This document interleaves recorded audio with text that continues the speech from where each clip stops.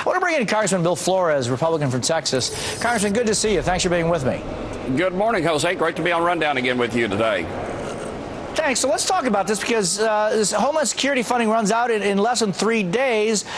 You just heard Speaker Boehner say we have to wait for the Senate. There's been no direct communication between the Speaker and the leader of the majority in the Senate. What do you think is going to happen and what needs to happen before Friday? Well, I'm not sure what's going to happen, but I'll tell you what I think needs to happen, and that is the Senate Democrats need to uphold the oath of office that they took to protect the Constitution. Article 1 of the Constitution says that the power to create law resides in the Congress, not in the White House. And so if the Senate Democrats were really keenly interested in protecting the Constitution, they would do the right thing and vote on the bill that we sent them a few weeks ago. All right, but let's say that they decide and the Senate decides that what McConnell was saying today and overnight is a possibility of a clean bill on the Homeland Security Department, and then afterwards a bill to deal with the president's executive action. There are two different possibilities. Separate one for the other, and that way you get past Friday at midnight, and you know, thousands of men and women aren't going to have to go to work for DHS without getting paid. Well, again, I think that issue resides fully in the hands of Senate Democrats who have stalled the process. And so as soon as the Senate Democrats do what they've been hired to do and paid by the taxpayer to do, and that's to vote on a bill and that the House passed, then I think we can have the conceptual discussion. But until then, I don't think there's a need for conceptual discussion. So, you know, when you talk to the president in a few hours, the question I would have is this. And here's where we are. I've got my caseload in my district in Texas has gone up from folks who have applied to be legal residents, and their applications have been put to the back of the line because the resources are being used for the president's unlawful amnesty action. How is that fair to these folks that have been doing the right thing? The other thing I would ask him is this.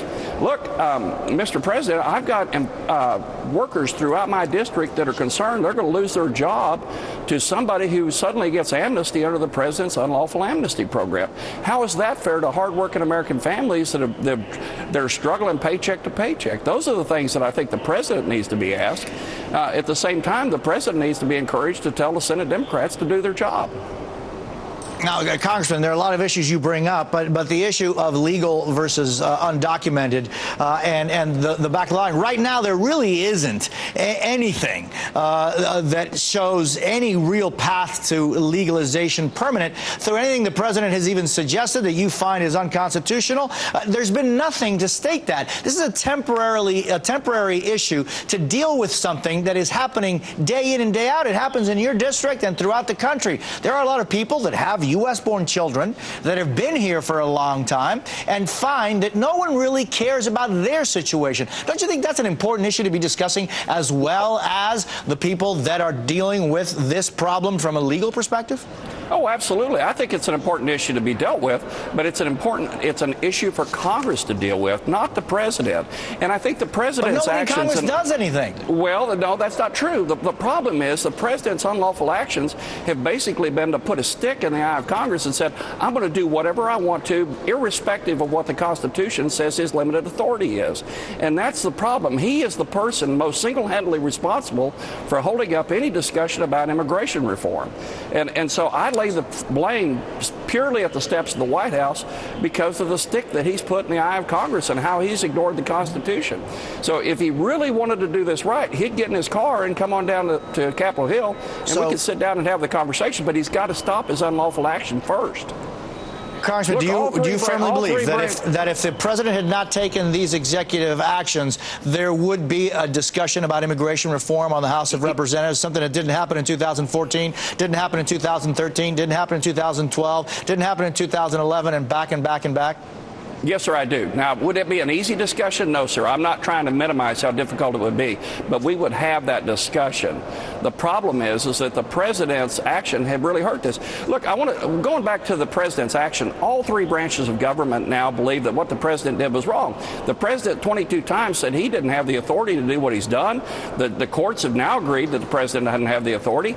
Congress, we in the House, have said he doesn't have the authority, including 8 Senate Democrats who said he did the wrong thing when he did this. So for once, all three parts of the constitutional form of our government believe the president's activities were wrong. And we got to see now, because as you point out, I mean, this federal judge in Texas said it was wrong. It's probably going to go to the court in New Orleans, and then from there it will probably get to higher and higher courts. And so we'll see how this turns out. Congressman Bill Flores, thank you for being with me. It's a pleasure to have you. Jose, great to be with you again today. Thank you.